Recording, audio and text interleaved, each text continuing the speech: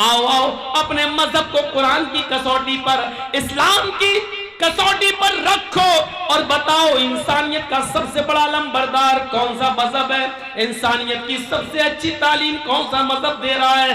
आओ कुरान, अल्लाह के नबी कहते हैं वो मोमिन नहीं। या अल्लाह कौन मोमिन नहीं? फिर सुन लो वो मोमिन नहीं। अल्लाह के नबी किसके बारे में कह रहे हैं कि वो मोमिन नहीं? हाँ, फिर सुन लो वो मोमिन नहीं। अल्लाह के नबी बार बार क्यों कह रहे हैं? आप एक बार कह दें तो काफी है।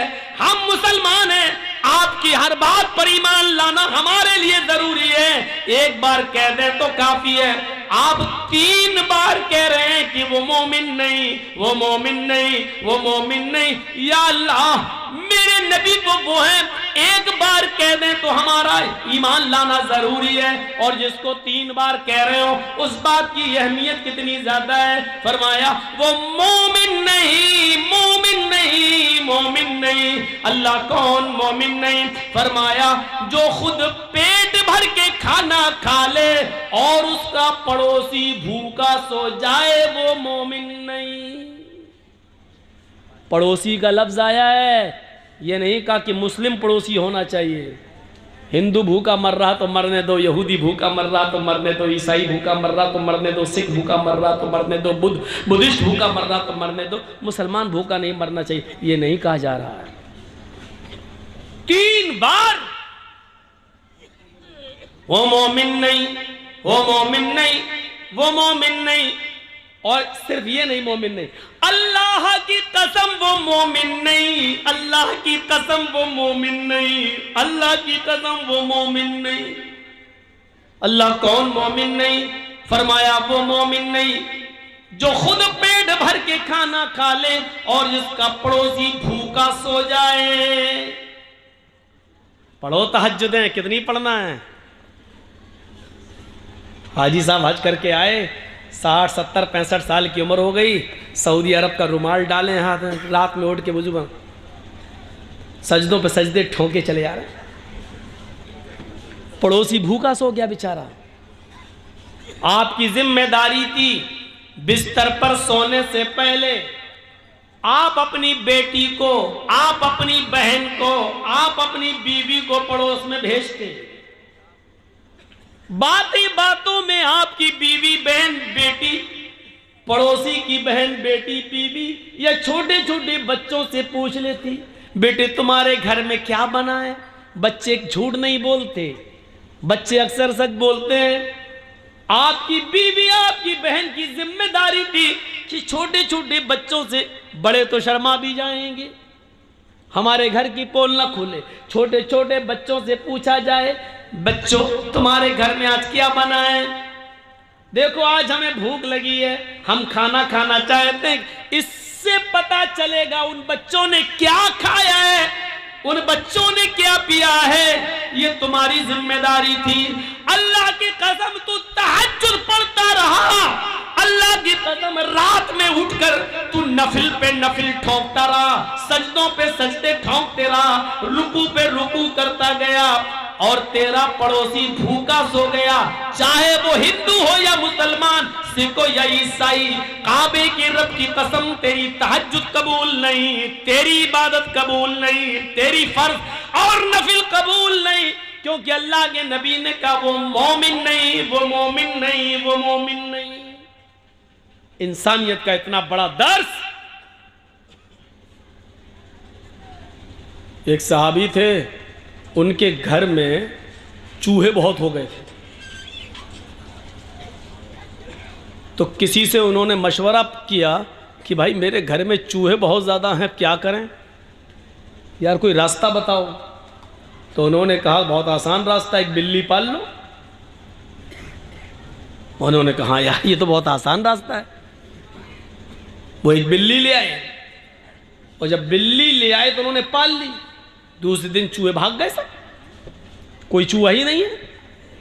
अब वो सोच रहे हैं कि यार मेरी बिल्ली ने तो एक भी चूहा नहीं खाया है, चूहे तो रोज आते थे, मेरे कपड़े काट जाते थे, ये कर जाते थे, वो कर जाते थे, और बिल्ली ने एक भी चूहा नहीं खाया, ना मारा, चूहे भाग कहाँ गए।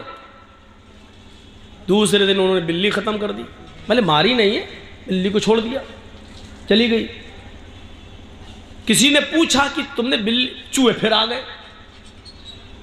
पूछा कि भाई तुम तो बिल्ली ले आए थे, फिर क्या हुआ? कहा मैं बिल्ली ले आया था, बिल्ली ने एक भी चूहा मारा नहीं, चूहे भाग गए। बिल्ली को फिर मैंने इसलिए घर में नहीं पाला क्योंकि मेरे चूहे भागकर पड़ोसी के यहां चले गए थे। तो ये कौन सी इंसानियत है और कौन सा ईमान है कि अपने घर की हिफाजत के लिए मैं बिल्ली ले आऊं और वो चूहे जो मेरे घर में थे वो भागकर पड़ोसी के घर में चले जाएं और उसको नुकसान पहुंचाएं? तो ये भी तो इस्लाम नहीं है। अल्लाह के नबी ने फरमाया जो अपने लिए पसंद करो वो अपने भाई के लिए पसंद करो। तो जब चूहे मुझे अपने घर में पसंद नहीं है तो अपने भाई के घर में कैसे पसंद कर लूं? इसलिए मैंने सोचा कि डर की वजह से बिल्ली के ये चूहे पड़ोसी के घर में घुस गए।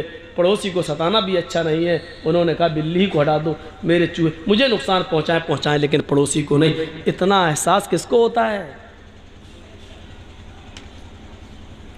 यहाँ तो ये देखते हैं कि मेरे घर में क्या पका है, पड़ोसी के घर में क्या पका है, आज उसने ये पकाया तो मैं उससे अच्छा पकाऊं।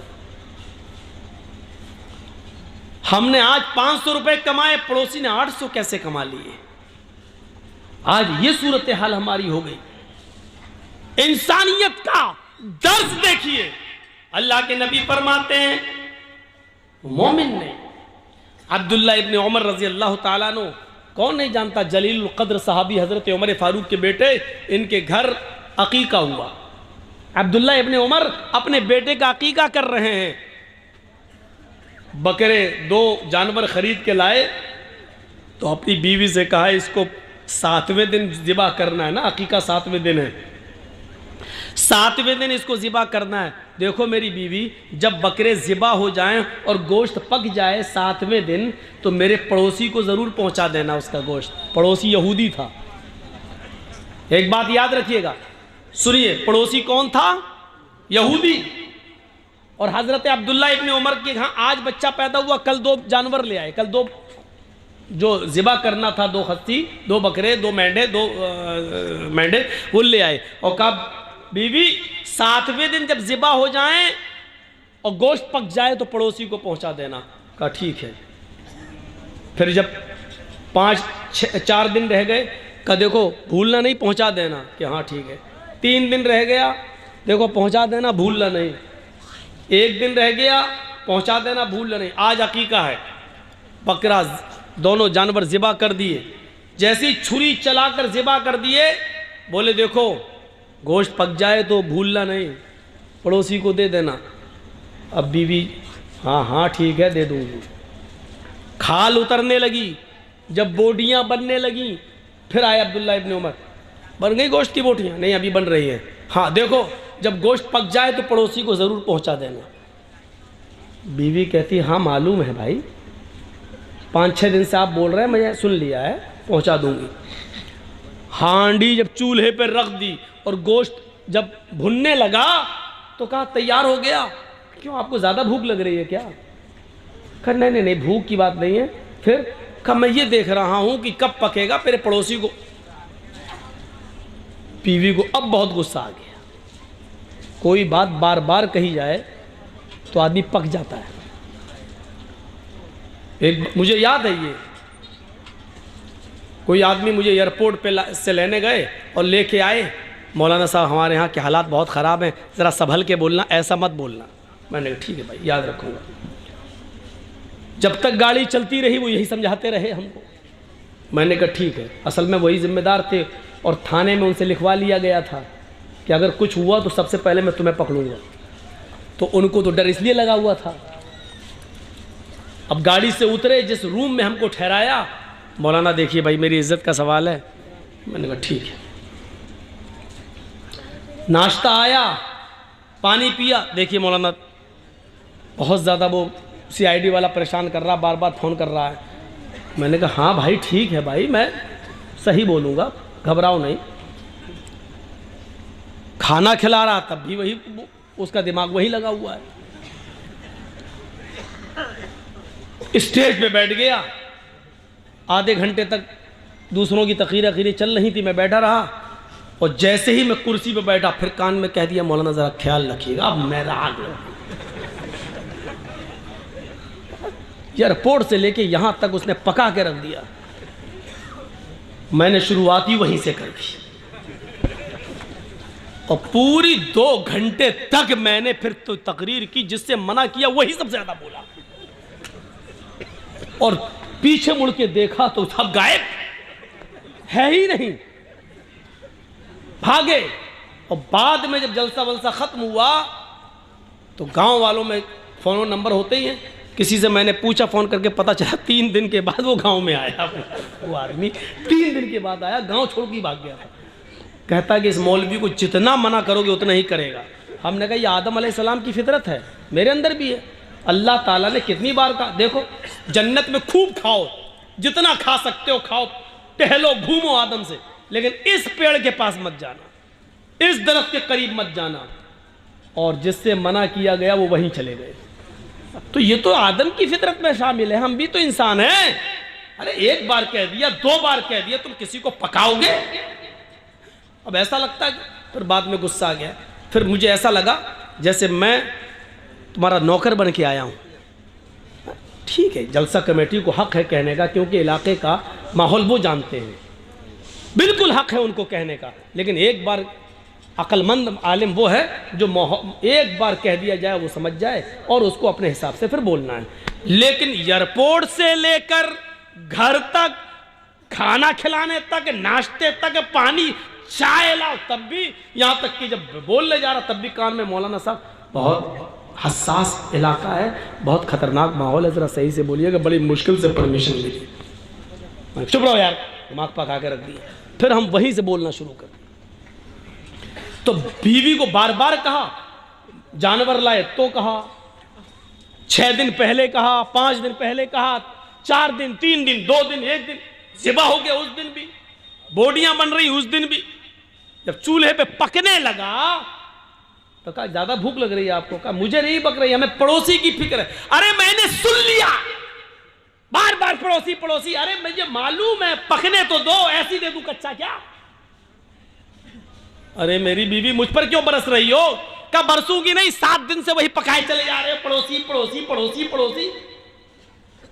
तो जानते हो अब्दुल्ला इब्न उमर ने क्या जवाब दिया? मेरी बीवी तुम्हारा गुस्सा होना वजह है, जो आदमी बार बार कुछ बोलेगा तो मैं गुस्सा आएगा, लेकिन मैं बार बार इसलिए बोल रहा हूं। अब सुनो, एक मस्जिद में जुमे का दिन था, मैं जुमे का खुतबा नमाज पढ़ने के लिए मस्जिद में गया। अल्लाह के नबी मिंबर के ऊपर खड़े हुए, आपने जुमे के दिन जो खुतबा दिया मिंबर के ऊपर खड़े होकर, वो पड़ोसियों के बारे में दिया। पड़ोसियों की इतनी अहमियत, इतना मकाम, इतना मर्तबा बताया कि मैं ये सोचने लगा रह क्या गया है, अब कौन सी चीज बाकी रह गई है जो छोड़ दिया अल्लाह के नबी ने? सब तो बता दिया, ये पड़ोसी का, ये पड़ोसी का हक। अब डर लगने लगा, अल्लाह के नबी सल्लल्लाहु अलैहि वसल्लम सब कुछ तो बता चुके, अब कहीं ये न कह दें कि तुम जिस घर में रहते हो, जिस कमरे में रहते हो, जिस बाग में रहते हो, या जिस जमीन के मालिक हो, उसमें इतना इतना हिस्सा तुम्हारे पड़ोसी का भी है, इतना हक तुम्हारे पड़ोसी का है। कहीं अल्लाह के नबी सल्लल्लाहु अलैहि वसल्लम मेरी जमीन और जायदाद और घर और मकान में पड़ोसी को वारिस न बना दे। बनाया नहीं, लेकिन डर लगने लगा कि कहीं अल्लाह के, अब आखिरी चीज यही तो रह गई है, अब कहीं ऐसा ना हो कि अल्लाह के नबी ये कह दें, ये ना कह दें कि पड़ोसी का इतना हक है। मेरी बीवी, इसलिए मैं बार बार कह रहा हूं कि पड़ोसी को पहुंचाओ। ये है इंसानियत का सबसे बड़ा अलमबरदार मजहब। मेरे प्यारे साथियों, जरा गौर करो, इंसानियत सबसे ज्यादा अगर मिलेगी तो इस्लाम के अंदर मिलेगी। हिंदू, मुसलमान, यहूदी और ईसाई की कोई कैद नहीं लगाई गई है, कोई कैद नहीं। आइए एक और चीज बताएं, तुम्हें अच्छी लगेगी।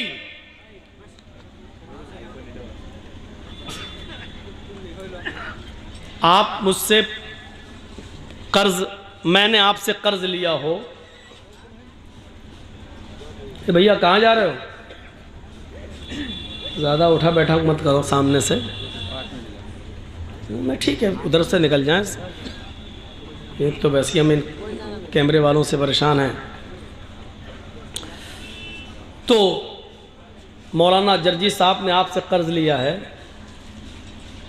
20,000 रुपये, 50,000 रुपये, और कहा 1 हफ्ते में हम आपको दे देंगे, और आपने 1 हफ्ते के लिए हमें दे भी दिया, और आप 5 ही दिन में हमसे मांगने लगे, तो हम यही तो कहेंगे कि साहब अभी तो 1 हफ्ते का मैंने वादा किया, अभी तो 5 ही दिन हुए हैं भाई, अभी वक्त पूरा नहीं हुआ है, 2 दिन और रुक जाओ। जब हम पूरे हफ्ते में आपको न दें तब आप हमसे शिकायत कर सकते हैं। यही सूरत हाल अल्लाह के नबी के साथ हुई। एक यहूदी से अल्लाह के रसूल ने कर्ज लिया, 1 हफ्ते का वादा कर, 5वां दिन हुआ उसने कर्ज मांगना शुरू कर दिया। अरे अल्लाह के रसूल मेरा कर्ज मुझे दे दीजिए जो हमने आपको दिया था। तो अल्लाह के रसूल ने फरमाया अभी तो नहीं है मेरे पास। देखिएगा मालिक अल्लाह के रसूल, उस बस्ती के मालिक अल्लाह के नबी इशारा कर दे तो यहूदी पिट जाए। अल्लाह के नबी ने कहा कि मेरा कर्ज दो। अल्लाह के नबी ने फरमाया अचानक तुम कर्ज मांगने लगे हो, अभी तो 5 ही दिन हुए हैं, मैंने तो 1 हफ्ते का वादा किया था। उसने कहा ठीक है मैंने 1 हफ्ते का वादा किया था आपने, अगर मुझे आज ही ज़रूरत पड़ गई है तो मैं क्या करूं, मुझे आज ही चाहिए। अल्लाह के रसूल सल्लल्लाहु अलैहि वसल्लम फरमाते कि आज तो आनन फानन में कर नहीं पाऊंगा, इतनी जल्दी मेरे पास इंतज़ाम कैसे हो सकता है, तुमने तो अचानक मेरे सामने अपने कर्ज के लिए हाथ फैला दिया। उस यहूदी ने गुस्से में कहा अय मोहम्मद सल्लल्लाहु अलैहि वसल्लम, तो हम इसलिए कह रहे हैं कि नाम आ रहा है, उसने तो नहीं कहा अय मोहम्मद आपको आज ही मेरा कर्ज देना होगा। आपने कहा वो तो नहीं है, अभी 2 दिन बाकी है, मैं 2 दिन के अंदर अंदर तुम्हारा कर्ज वापस कर दूंगा इंशाअल्लाह। उसने कहा मुझे आज ही चाहिए, और अगर आप मेरा कर्ज नहीं देते हैं तो मैं इस जगह से तुम्हें जाने नहीं दूंगा, इस जगह से मैं तुम्हें उठने नहीं दूंगा। इमाम बैहकी अपनी सुनन के अंदर इस रिवायत को लाते हैं, सुनन बैहकी की रिवायत। अल्लाह के नबी कहते हैं फिर तुम्हारी मर्जी, अगर तुम मुझे इस जगह से जाने नहीं देते हो तो मैं इसी जगह बैठ जाता हूं। अपने सर से अमामा उतारा और उसी जगह पर अल्लाह के नबी बैठ गए, बिछाया और बैठ गए। वो यहूदी भी बैठ गया। जोहर की अजान का वक्त होता है, अल्लाह के रसूल फरमाते हैं यहूदी मुझे इतनी देर के लिए मोहलत दे दे कि मैं मस्जिद में जाऊं और नमाज पढ़कर वापस आ जाऊं और इस जगह पर बैठ जाऊं। उस यहूदी ने मेरा कर्ज दे दो और शौक से नमाज पढ़ने जाओ, और अगर नहीं देते हो तो मैं नमाज पढ़ने के लिए भी आपको यहां से उठने नहीं दूंगा। आपने जोहर की नमाज वहीं पढ़ी, असर में भी इजाजत नहीं दी, असर भी वहीं पढ़ी, मगरिब भी वहीं पढ़ी, ईशा भी वहीं पढ़ी, रात भर भी उसने उठने नहीं दिया। आपने पूरी रात वहीं गुजारी, फजर की अजान की आवाज आई, आपने फजर भी वहीं अदा की, सूरज निकलने तक आप वहीं रहे। जब सूरज निकल गया और काफी बुलंद हो गया तब वो यहूदी अल्लाह के नबी सल्लल्लाहु अलैहि वसल्लम के करीब आकर बैठता है और कहता है मोहम्मद सल्लल्लाहु अलैहि वसल्लम मैं आपसे कर्ज नहीं मांगना चाहता था, न मेरा इरादा था कि कर्ज मांगा जाए, बल्कि कल ही मैंने अपनी किताब तौरात को पढ़ा था, कल ही मैंने अपनी किताब तौरात को पढ़ा था। उस तौरात में लिखा था कि आखिरी नबी जो आएगा वो बड़ा हलीम और बुर्दबार होगा, उसको गुस्सा नहीं आएगा, उसको सख्त से सख्त लहजे में भी उससे गुफ्तगू की जाएगी तो वो खंदा पेशानी से सुनेगा, उसकी पेशानी पर पसीना नहीं आएगा, वो बदतमीज नहीं होगा, उसके अखलाक बहुत अच्छे होंगे। बस यही सोचकर मैं आपको आजमाना चाहता था, मैं देखना चाहता था कि वक्त से पहले कर्ज मांगूं तो आपको गुस्सा आता है या नहीं आता है, आप अपने सहाबियों से हमें पिटवाते हैं कि नहीं पिटवाते, मैं ये देखना चाह रहा था, मैं ये देखना चाह रहा था। जैसे आजकल देख रहे हैं ना बौखलाहट, जब देखा जा रहा है कि हमारी हवा ढीली है, पोजीशन खराब है, तो किसी तरीके से हिंदू मुस्लिम कराया जाए और जो हमारे पालतू कुत्ते हैं जो हमारी हड्डियों पे पल रहे हैं उन्हीं के हाथ से गोलियां चलवाई जाएं और कई कई लोगों को मरवा दिया जाए। समझ गए ना? अब खुल के मत बुलवाओ यार, हालात नाजुक हैं।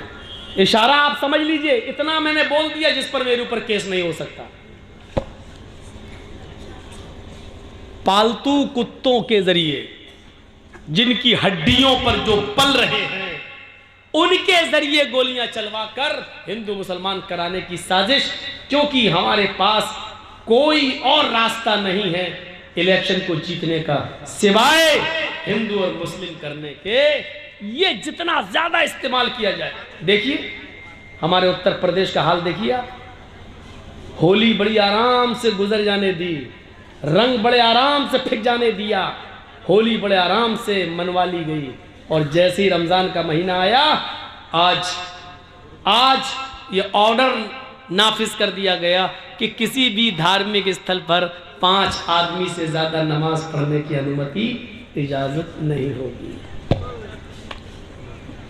और अल्लाह की कसम, मैं इल्मे गैब से वाकिफ नहीं, लेकिन मैंने उत्तर प्रदेश की एक तकरीर में कह दिया था कि होली तक लॉकडाउन में थोड़ी ढील मिल रही है, ये होली जैसे ही जाएगी सब पे शिकंजा कसा जाएगा और तीर बिल्कुल निशाने पर लगा। आज ये ऑर्डर नाफिज हो गया है उत्तर प्रदेश के अंदर। मेरा कल का प्रोग्राम होने वाला था दलकोला में, लेकिन कल ही फोन कर दिया गया कि साहब परमिशन नहीं मिल रही है, कल का प्रोग्राम दलकोला का कैंसिल हो गया है। आप लोगों ने जिस हिसाब से भी किया, अल्लाह ताला आपके जलसे को कामयाब करे, मैनेज करके हिंदुस्तान में चलता। तो मेरे भाइयों, आज इतना करना था मुझे। इंसानियत यहां से सीखिए आप, जो इस्लाम पेश कर रहा है, इस्लाम पेश कर रहा है। अल्लाह के नबी सल्लल्लाहु अलैहि वसल्लम ने फजर भी वहीं पढ़ी, सूरज निकल गया तो वो यहूदी खुद आता और कहता कि अल्लाह के नबी सल्लल्लाहु अलैहि वसल्लम, मैं देखना चाहता था कि आपको गुस्सा तो नहीं आता है। तो अल्लाह के नबी सल्लल्लाहु अलैहि वसल्लम ने पूछा, कैफा वजदता नाती फी किताबिक, अपनी किताब के मुताबिक तुमने मेरी सिफत कैसी पाई, यानी तुमने अपनी किताब तौरात में जो पढ़ा था उसके मुताबिक मुझे कैसा पाया। उसने कहा, मेरी किताब में जैसे लिखा था उससे भी अच्छा, उससे भी आगे बढ़कर, उससे भी बढ़कर आपको मैंने बाखलाक पाया है। फिर अल्लाह के नबी सल्लल्लाहु अलैहि वसल्लम ने उससे पूछा, फिर तुझे कौन सी चीज रोक रही है इस्लाम कबूल करने से, यानी अपनी किताब के मुताबिक जब तूने मुझे वैसा पा लिया जैसी तेरी किताब में लिखा है, तो फिर तू इस्लाम कबूल क्यों नहीं करता? फिर कौन सी चीज माने, फिर कौन सी चीज तुझे रोक रही है इस्लाम कबूल करने से? कहने लगा, हाथी यदका उबायका अलल इस्लाम, आए अल्लाह के नबी अपना हाथ बढ़ाइए, अपना हाथ लाइए, मैं आपके हाथ पर हाथ रखकर कलमा पढ़ना चाहता हूँ। अल्लाह के नबी ने अपना हाथ बढ़ाया और उस यहूदी ने उसी वक्त कलमा पढ़ा, अशहदु अल्ला इलाहा इल्लल्लाह व अशहदु अन्ना मुहम्मदन अब्दुहु व रसूलुहु। इस जमीन के मालिक हम, इस शहर की पूरी बागडोर मेरे हाथ में, मेरा एक एक साहबी मेरे एक इशारे पर कत्ल करने के लिए तैयार, लेकिन एक मामूली यहूदी कह रहा बैठ जाओ, जब तक मेरा कर्ज नहीं दोगे मैं उठने नहीं दूंगा। अल्लाह के रसूल बैठ जाते हैं। उस यहूदी का हक है, वो कर्जा ले सकता है, सख्ती से मांग सकता है, क्योंकि उसने मुझे कर्जा दिया है। ये अलग बात है कि वक्त से पहले मांग रहा है, लेकिन उसने अपने कर्ज का मुतालबा किया है। अल्लाह के रसूल ने इंसानियत दिखाई, सब कुछ ताकत पावर सब कुछ होने के बावजूद भी आपने किसी साहबी से ये नहीं कहा, नहीं हजरत उमर बिगड़ने भी लगे, तेरी इतनी हिम्मत हमारे नबी को? अल्लाह के रसूल ने कहा, नहीं अय उमर नहीं, वो मुझे कह रहा जो कह रहा तुमको नहीं, आप अपना काम करिए। आपने हजरत उमर फारूक को रोक दिया और खुद आप उसके साथ वैसा ही करते गए जैसा वो चाहता गया। इससे बड़ी इंसानियत, इससे बड़ा इंसानियत का दर्स, इससे बड़ा इंसानियत का पाठ, इससे बड़ा इंसानियत का सबक हमें दुनिया की कौन सी किताब में मिलेगा और कौन से पाठ और लेसन और सबक कहां मिलेगा। मेरे भाइयों, आओ एक और मंजर दिखलाते हैं आपको। अल्लाह के रसूल सल्लल्लाहु अलैहि वसल्लम को कत्ल करने के इरादे से भेष बदलकर, शक्ल बदलकर, भेष बदलकर यमामा का गवर्नर सुमामा इब्ने उसाल मदीने के अंदर घुसता है। तलवार में जहर बुझा हुआ है, उसकी तलवार में जहर लगा हुआ है। वो मोहम्मद रसूलुल्लाह के कत्ल के इरादे से आया है कि जहां मोहम्मद दिखाई देंगे हम उनको कत्ल कर देंगे। जासूस की सजा क्या है इस्लाम में? कत्ल कर दो। जो जासूसी करता हो उसकी सजा इस्लाम में यह है कि उसको पकड़ो और उसको कत्ल कर दो। तो हजरत मोहम्मद रसूलुल्लाह के कत्ल के इरादे से आया। कौन? यमामा का गवर्नर। कौन है? यहूदी है। मदीने में घुस गया, लेकिन मोहम्मद रसूलुल्लाह सल्लल्लाहु अलैहि वसल्लम की खुफिया और जासूसी पुलिस ने, खुफिया फोर्स ने पता लगा लिया और इस भेष बदल कर आने वाले सुमामा इब्ने उसाल को अरेस्ट कर लिया, गिरफ्तार कर लिया। उसको सख्ती से पूछा तो उसने अपना जुर्म कबूल कर लिया कि हां, मैं यमामा का गवर्नर सुमामा हूं और यहां मोहम्मद रसूलुल्लाह के कत्ल के इरादे से आया हूं। आज आप देख लीजिए किस तरीके से अपनी जाती दुश्मनियां निभाई जा रही हैं जेलों के कैदियों के साथ। किस तरीके से बिल्डिंगें और बड़े बड़े महल गिराए जा रहे हैं, जाती इंतकाम। लेकिन मोहम्मद रसूलुल्लाह सल्लल्लाहु अलैहि वसल्लम ने भी एक यहूदी को कैद करवाया, पकड़ा गया। अल्लाह के रसूल को खबर दी जाती है कि सुमामा पकड़ा गया है, आपको कत्ल करने के इरादे से आया है। क्या मैं इसको कत्ल कर दूं? क्योंकि जो आपके कत्ल के इरादे से आया हो इतना खतरनाक मुजरिम हो, उसकी सजा तो यही है कि उसको कत्ल कर दिया जाए। अल्लाह के नबी सल्लल्लाहु अलैहि वसल्लम ने फरमाया, नहीं नहीं, उसको कत्ल न किया जाए। मैं आने वाला हूं मस्जिद के अंदर अभी, तब तक उसको मस्जिद नबवी के एक सुतून से, खंबे से उसको बांध दिया जाए।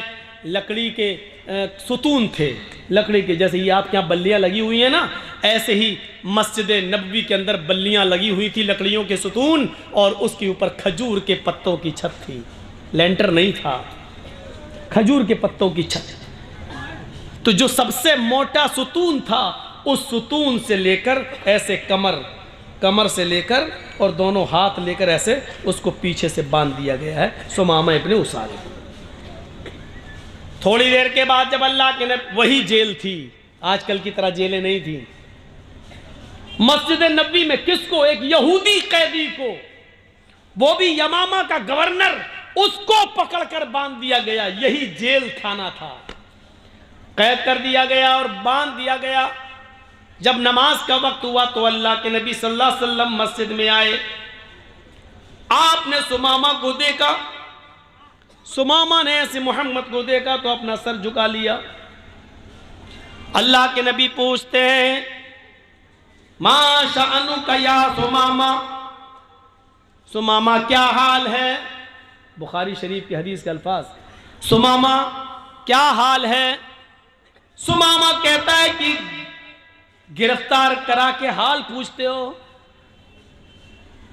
अरेस्ट करवा के हाल पूछते हो। एक कैदी का क्या हाल हो सकता है जब कैद में रहेगा? अल्लाह के नबी ने पूछा, सुमामा क्या तुम मुझे कत्ल करने की नीयत से आए थे? उसने कहा, हां। जानते हो इसकी सजा क्या है? बहुत अच्छी तरीके से जानता हूं। इसकी सजा यही है कि जो आपको कत्ल करने के इरादे से आया है और पकड़ा गया है तो उसको भी कत्ल कर दिया जाए। आपने कहा, सुमामा अब तुम बताओ कि मैं तुम्हारे साथ क्या सुलूक करूं? जुर्म तो तुम्हारा बड़ा है, एक तो भेष बदला, शक्ल बदली, तलवार में जहर लगाया, मेरे कत्ल के इरादे से मदीने में मेरी परमिशन के बगैर एंट्री की, और हिम्मत देखो मुझे कत्ल करने के लिए आए। सजा तो यही है कि तुम पकड़े गए, तुम्हें कत्ल कर दिया जाए। लेकिन फिर भी मैं तुमसे पूछता हूं कि बताओ तुम्हारे साथ क्या सलूक किया जाए। आए सुमामा बताओ तुम्हारे साथ क्या करूं। सुमामा का जवाब सुनो। सुमामा कहता है इन तक़तुल ज़ादमिन व इन तुनिम अला शाकिर। आए मोहम्मद सल्लल्लाहु अलैहि वसल्लम, आपको इख्तियार है, आप चाहें तो मुझे कत्ल कर सकते हैं। अगर आप कत्ल करेंगे तो आप मुजरिम नहीं होंगे। एक साहिब हक को कत्ल करेंगे, एक मुजरिम को कत्ल करेंगे। जो कत्ल के लायक है उसको कत्ल करेंगे, आपका कोई गुनाह नहीं है। अगर आप मुझे कत्ल करना चाहें तो कत्ल कर सकते हैं। आप हकीकत में मुस्तहिक, जो कत्ल होने का मुस्तहिक है उसी को कत्ल करेंगे। लेकिन आप तो बड़े रहम वाले हैं, रहमत वाले हैं, कृपालु और दयावान हैं, इसलिए वह इन तुनिम अला शाकिर, अगर एहसान करेंगे छोड़ देंगे। मेरे बीवी बच्चे हैं, अगर आप मुझे छोड़ देंगे कुछ ले देकर तो आपका एक एहसान होगा, मैं आपका शुक्रगुजार हूंगा, मैं आपका शुक्र को अदा करूंगा। अल्लाह के नबी ने कहा, छोड़ दिया। उस दिन कुछ नहीं कहा, ठीक है। दूसरे दिन फिर आप आए, फिर वही पूछा, सुमामा क्या करूं तुम्हारे साथ। सुमामा का फिर वही जवाब, कत्ल करना चाहें तो कत्ल कर दें, छोड़ना चाहें तो छोड़ दें। कत्ल करेंगे तो आप मुजरिम नहीं होंगे, छोड़ देंगे तो आपका एहसान होगा मेरी। दूसरे दिन भी आपने कुछ नहीं किया। सुमामा को खाना खिलाया, हाँ, पानी पिलाया, कोई तकलीफ तो नहीं होने दी। नहीं अल्लाह के रसूल, मैं सुमामा को सिर्फ बांधे हूं, बस खाने के वक्त छोड़ देता हूं, फिर बांध देता हूं। क़ज़ाए हाजत, पेशाब पैखाने के लिए जाता है तो उस वक्त कुछ लोग उसके इर्द गिर्द रहते हैं, चारों तरफ से घेरा लगा लेते हैं और फिर उसको पकड़ के फिर यहां बांध देते हैं। कोई कमी नहीं होने दी जा रही है। हम लोग भूखे रहते हैं लेकिन सुमामा को खाना खिलाते हैं। आपने कहा ठीक। तीसरे दिन फिर सुमामा से पूछा, सुमामा बोलो तुम्हारे साथ क्या करूं, क्या हाल है। कहा जिस हाल में हूं उसी हाल में। क्या करूं। कहा अल्लाह के नबी क्या बार बार पूछते हैं क्या करूं। कल भी पूछा, परसों भी पूछा, आज भी पूछ रहे क्या करूं। मेरा वही जवाब है, आप अगर कत्ल करते हैं तो एक मुस्तहिक को कत्ल कर रहे हैं। इन तक़तुल ज़ादमिन, कत्ल करना चाहें तो कर दीजिए। एक खून वाले को का खून कर रहे हैं। एक ऐसे इंसान को आप मारेंगे जो वाकई मरने के लायक है, मरने का हक है, उसका मरने का हक रखता है वो, और अगर छोड़ देंगे तो आपका एक एहसान होगा। आपने कहा सुमामा 3 दिन से मैं तुम्हें कैद किए हुए हूं, खाने पीने में कोई तकलीफ नहीं होने दी। उसने कहा बिल्कुल। आए सुमामा मैं तुम्हें छोड़ना भी चाहता हूं और मैंने ये नियत कर ली है कि मैं तुम्हें छोड़ दूं, तुम्हारे भी बीवी बच्चे हैं। लेकिन आए सुमामा मेरी एक शर्त है। कहा बताओ। आए मोहम्मद कुछ माल चाहिए, दौलत चाहिए, सोना चांदी चाहिए। मैं यमामा का गवर्नर हूं, एक हुक्म दूंगा भी फौरन चला आएगा। आपने कहा नहीं अरे सुमामा मुझे सोने की चांदी की जरूरत नहीं है। सुमामा मेरी एक शर्त बस इतनी है, मैं जब भी मस्जिद में आता हूं तू मुझे देखता है, चेहरा घुमा लेता है, मुझे देखता नहीं है, मेरी आंखों में आंखें नहीं डालता है। सुमामा बस मेरी ख्वाहिश इतनी है, एक बार तू मेरी आंखों में आंखें डालकर मुझसे बात कर। जैसे मैं तुझसे बात कर रहा हूं तू मुझे देखकर बात कर। मैं तुझसे बात करता हूं तू सर फेर कर, चेहरा दूसरी तरफ करके मुंह मोड़ कर मुझसे बात करता है। आए सुमामा मैं वादा करता हूं कि मैं तुझे छोड़ दूंगा, लेकिन एक बार तू मेरी शक्ल तो देख ले, मेरी आंखों में आंखें डालकर बात तो कर ले। मौलाना जर्जीस को अगर फांसी की सजा हो जाए और जज साहब ये कह दें कि जर्जीस सिर्फ मेरी आंखों में आंखें डालकर बात करो, मुझे देखकर बात करो, मैं तुम्हारी फांसी की सजा माफ कर दूंगा, तो बताओ जर्जीस देख लेगा कि नहीं देख लेगा। अरे देखने में क्या, जी जज साहब। लेकिन ये कितना बड़ा शातिर दिमाग आदमी, उसको ऑफर भी दे दिया, मैं छोड़ दूंगा। और वो जानता है कि मोहम्मद सल्लल्लाहु अलैहि वसल्लम अपने वादे के पक्के हैं, जो कहते हैं करते हैं। कहा मैं छोड़ दूंगा, लेकिन मुझे देख ले, मेरी आंखों में आंखें डालकर एक बार गुफ्तगू कर ले। तो जानते हो इसने क्या जवाब दिया? जान छोड़ने का ऑफर मिल गया, लेकिन इसका जवाब देखो क्या था। कहता है मोहम्मद, मां रायतु वजहन अकबह मिन वजहिक, मैंने ईरान का बादशाह देखा है, मैंने तुरान का बादशाह देखा है, मैंने मिस्र के बादशाह को देखा है, मैंने शाम के बादशाह को देखा है, मैंने इराक के बादशाह को देखा है, मैंने उर्दू के बादशाह को देखा है, मैंने अजरबैजान के बादशाह को देखा है। मोहम्मद, मैंने बड़े बड़े बादशाहों के चेहरे देखे हैं, तेरा चेहरा जानता है कैसा लगता है मुझे? मा रायतु वजहन अकबह मिन वजहि, चेहरों में सबसे गंदा अगर किसी का चेहरा है, सबसे बदसूरत अगर किसी की शक्ल है, तो आए मोहम्मद तेरी है।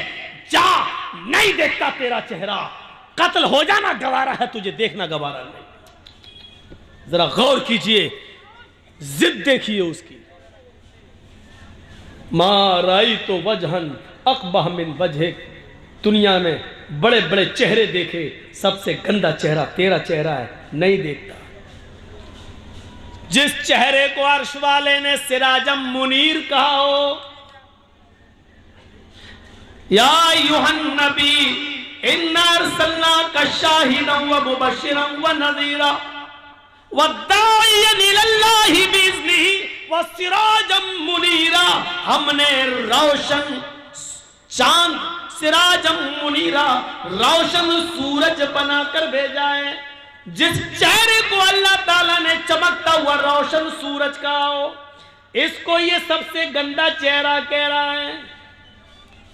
जिस चेहरे को कभी उम्मे सुलैम ने अंधेरे में देखा तो कहने लगती है, मोहम्मद अंधेरी रात में मेरे पास आए तो ऐसा लगा जैसे मेरे घर में किसी ने चिराग रोशन कर दिया हो। जिनके बारे में हजरत अली ने ये कहा हो कि अल्लाह के नबी का चेहरा जब देखते तो ऐसा लगता जैसे सूरज की रोशनी में तलवार चमकती, ऐसी मोहम्मदुर रसूलुल्लाह का चेहरा चमकता और दमकता।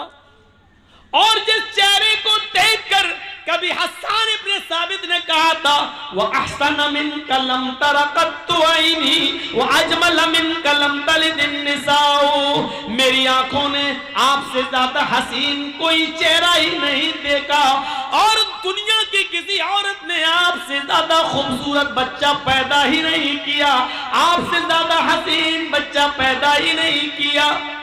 जिस चेहरे को मेरे भाइयों इतना खूबसूरत कहा गया हो, उस चेहरे के बारे में ये सुमामा कहता है, दुनिया में सबसे गंदा अगर किसी का चेहरा है तो आए मोहम्मद तेरा जान नहीं देखता।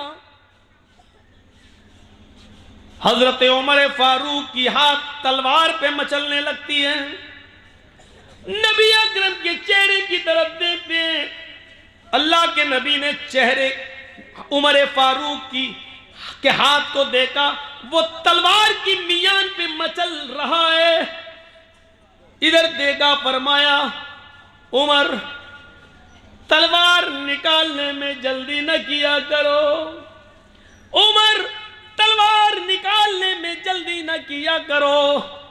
अल्लामा एहसान इलाही ज़हीर नबी अकरम सल्लल्लाहु अलैहि वसल्लम की जबान से निकले हुए इन जुमलों की बात कहा करते थे कि अल्लाह के नबी ने कहा था उमर जल्दी न किया करो, क्योंकि जब तुम मियान से तलवार निकालते हो तो तुम्हारी तलवारों की चमक देखकर आसमान भी पसीना छोड़ देता है, तुम्हारी नंगी तलवार देखकर आसमान की पेशानी पर भी पसीना आ जाता है। तुम्हारी तलवार की चमक देखकर आसमान भी डर जाता है, वो भी पसीना पसीना हो जाता है। उमर, तुम तलवार निकालने में बहुत जल्दी करते हो, तलवार निकालने में जल्दी ना किया करो।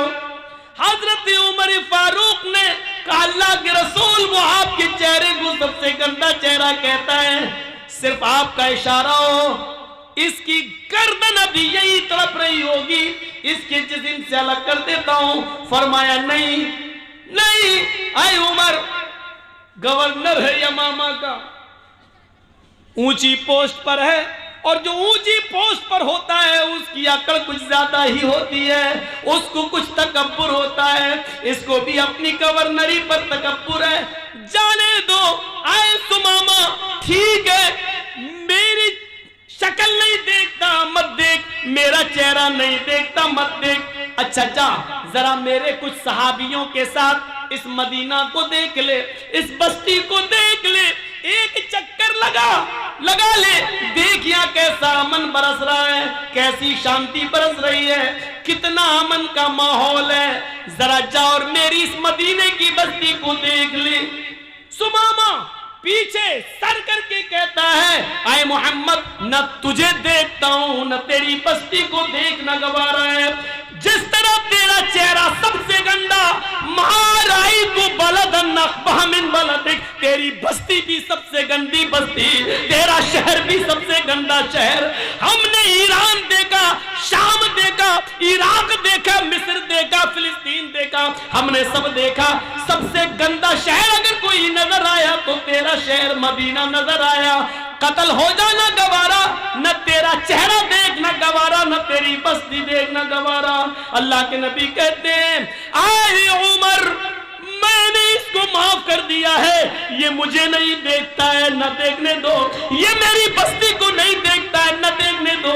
जाओ, इसके बीवी बच्चे हैं, इसका इंतजार कर रहे होंगे, मैंने इसको छोड़ने का हुक्म नाफिज कर दिया है, जाओ इसको छोड़ दो, जाओ इसकी रस्सी से इसको आजाद करके इसको खैरियत के साथ मदीने के बॉर्डर को क्रॉस करा दो। देखो, मदीने की बस्ती से क्रॉस कराना तुम्हारी जिम्मेदारी है, इस मदीने में इसका कोई कत्ल न कर दे। मैंने इसको छोड़ दिया है और मदीने के बॉर्डर तक इसको हिफाजत के साथ पहुंचाना तुम्हारी जिम्मेदारी। लीजिए, जो तलवार लेके कत्ल करना चाह रहा था हजरत उमर, उन्हीं को जिम्मेदारी दे दी कि इनको बॉर्डर क्रॉस करा। जो कत्ल करना चाहते थे वो हिफाजत कर रहे हैं, सिक्योरिटी गार्ड बन के जा रहे हैं, बॉडी गार्ड बन के जा रहे हैं। ये देखिए आप, ये देखिए, यहां तो पता ही नहीं चलता है कि कब निकाल के जा रहे हैं और कब गाड़ी पलट जाए, कब कह दिया जाए कि हथियार छीन के भाग रहा था इसलिए हमें जवाब में गोलियां चलाना पड़ी।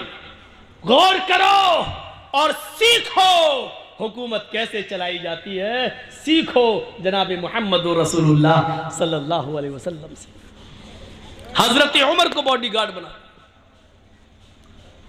मौलाना जर्जीस जिसको मारना चाह रहे हैं उसी को कह दिया जाए, जाओ तुम्हें इनके घर खाना भी खाना है और इनका सर भी दबाना। तो कैसा लगेगा मौलाना जर्जीस को?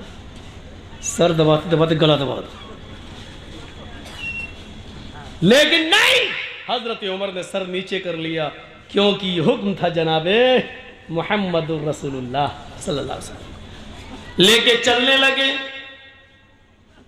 सुमामा मस्जिद से बाहर निकला, मस्जिद नबी की चौखट से मुड़कर देखता है कि चलो देख ही लो उसका चेहरा, देखने में हर्ज क्या है, अब तो छोड़ ही दिया है। बहुत कह रहा था देख लो, इतना सब कुछ कहने के बाद भी छोड़ दिया। ऐसी ऐसी बातें सुनता था इनके बारे में, लेकिन इतना सब कुछ कहने के बाद छोड़ा।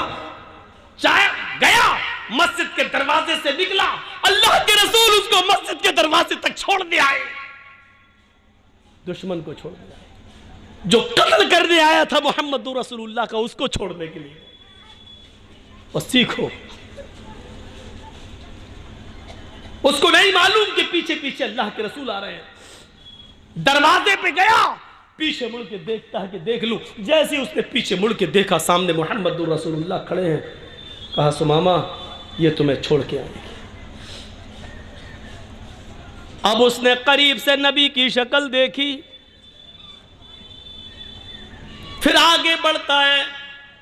उमर कहते हैं आहिस्ता आहिस्ता चलो, लेकिन वो तेज तेज चल रहा है। सुमामा जितनी तेजी के साथ कदम आगे बढ़ाता है, उसका दिल दुगनी रफ्तार से पीछे की तरफ भाग रहा है। सुमामा के पैर आगे की तरफ, लेकिन सुमामा का दिल जनाब मोहम्मद रसूलुल्लाह की तरफ। 2 मील दूर चला गया, जो गांव मिला, उस गांव में एक कुआं नजर आया। उस कुएं के पास आकर बैठ गया, डोल से पानी निकाला। सहाबा को मस्जिद नबवी के पास कुएं के पानी से नहाते हुए देखा, उसी तरीके से नहाया, गुस्ल किया, और गुस्ल करने के बाद फिर लौट कर वापस आने लगा। हजरत उमर कहते हैं कहां जा रहे हो? हमें मदीने के बॉर्डर तक छोड़ने का हुक्म दिया गया है। सुमामा सुनता ही नहीं है। सुमामा सीधे सीधे भागता है, आगे आता है और मस्जिद नबवी की चौखट को पकड़ लेता है।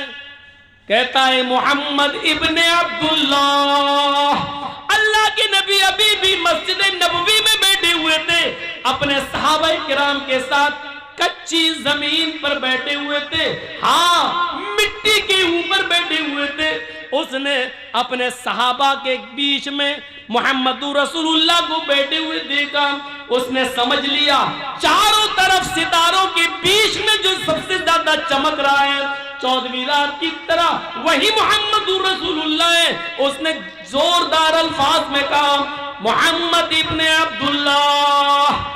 अल्लाह के नबी पीछे मुड़ के देखते हैं, कहते हैं उठ गए। सुमामा क्या हुआ? मदीने में क्या किसी ने परेशान किया? मैंने तुम्हें छोड़ दिया था, क्या मेरे किसी सहाबी ने तुम्हें गाली दी? मेरे किसी साथी ने तुम्हें मारा? उमर को भेजा था तुम्हारे साथ बॉर्डर तक छोड़ने के लिए, फिर क्या बात है कि तुम यहां आ गए हो? क्या उमर ने तुम्हारी गर्दन पे तलवार रखी? जवाब देता सुमामा रोते हुए, नहीं अल्लाह के नबी, ऐसा कुछ नहीं है, मैं अब कैद हो गया। जब रस्सी से बंधा था तो आजाद था, जो मन में आता था बोलता था, आपके खिलाफ भी जहर उगलता था, लेकिन जब आपने मुझे आजाद कर दिया तो हकीकत में वो आजादी नहीं थी, आपने मुझे अपने दिल का गर्विदा बना लिया है, अपने अखलाक के रस्सी में बांध दिया है। मुझे माफ करके मेरे बीवियों बच्चों पे एहसान करके आपने मुझे खरीद लिया है। ऐ मोहम्मद इब्ने अब्दुल्लाह, यमामा का गवर्नर था, आज गवर्नरी का ताज उतारता हूं और मोहम्मद के पैरों के जूते साफ करने के लिए, मोहम्मद की गुलामी करने के लिए तैयार हूं। मुझे भी अपना गुलाम बना लो, मुझे भी अपने मजहब में ले आओ, मुझे भी इस्लाम से जोड़ दो। अशहदु अल्ला इलाहा इल्लल्लाह व अशहदु अन्ना मुहम्मदन अब्दुहु व रसूलुहु, ये कलमा पढ़ता है और सुमामा जनाब मोहम्मद रसूलुल्लाह का सच्चा उम्मती बन जाता है। एक यहूदी है, कैदी है और इतना बड़ा मुजरिम है कि उसके जुर्म के हिसाब से उसकी सजा कत्ल है, लेकिन उसको माफ कर रहे हैं मोहम्मद रसूलुल्लाह। अगर ये अखलाक सब पढ़ लें तो कोई भी नित्यानंद पैदा ना हो और कोई भी वसीम रिजवी की तरह कुरान की आयतें निकालने की बात न करे। शर्त यह है कि घृणा और नफरत की चादर उतार कर मोहम्मद रसूलुल्लाह सल्लल्लाहु अलैहि वसल्लम की जिंदगी का मुताला किया जाए। कैदियों के साथ ये हुस्न सुलूक, इंसानियत का ऐसा दर्स, इंसानियत का ऐसा सबक हमें दुनिया की किसी किताब के अंदर नहीं मिलता है। कहां है इंसानियत आज? पड़ोसी पड़ोसी को खाया जा रहा है, दोस्त दोस्त को खाया जा रहा है, एक दूसरे का हरीफ बना है। हम आज अपनी तकलीफ से इतने परेशान नहीं हैं जितना आपकी खुशी से हम परेशान हैं। हम अपनी परेशानी से इतना परेशान नहीं है जितना आपको आराम में देखकर हम परेशान हो रहे हैं। मेरे भाइयों, आज ये सूरत हाल हमारी हो चुकी है। हमारी